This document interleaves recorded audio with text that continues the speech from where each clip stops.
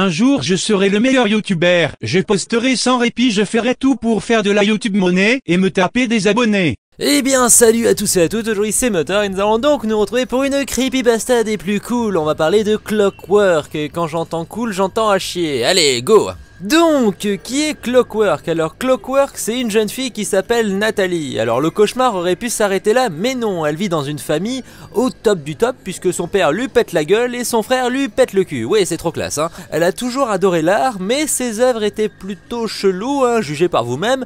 Elle dessinait des cadavres, des pendus, des meurtres, du sang partout, blablabla, des paysages sinistres. Et un jour, ses profs se sont dit, mais elle est vraiment ma boule cette gamine, hein.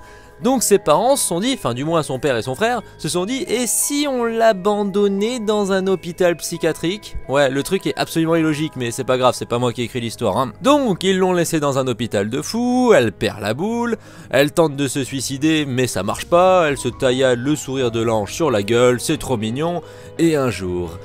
elle assassine tout simplement les médecins qui s'occupaient d'elle. Pourquoi? Je sais pas, la logique m'a complètement échappé, hein. Donc elle s'évade de sa cellule, retourne chez elle, elle assassine son père, elle le découpe, etc. Elle casse la gueule à son frère, elle le mutile.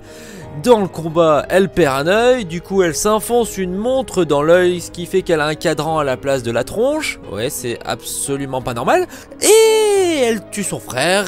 Elle se barre en disant Your time is up, motherfucker, et l'histoire se termine là.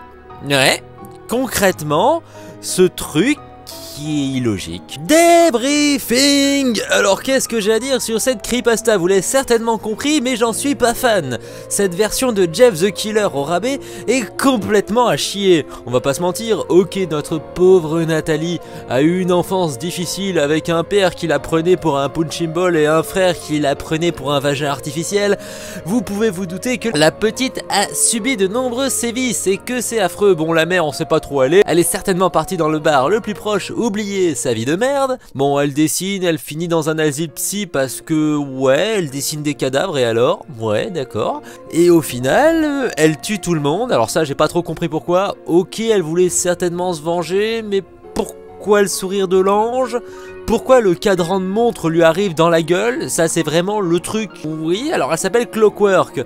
L'histoire de clock, la montre en anglais, tout ça, mais pourquoi elle se le met dans l'œil? Elle aurait pu se le foutre dans le cul. Stop Motor, même si la creepy est aussi solide qu'un meuble Ikea, a pas besoin d'être vulgaire. Enfin moi je préfère les fleurs et les ours, c'est plus doux. Sur ce, cher abonné, j'espère que cette courte vidéo vous aura plu. Lâchez un like, un commentaire, un partage, et bien entendu votre numéro de carte bleue. Salut les gogoles, c'était Antoine.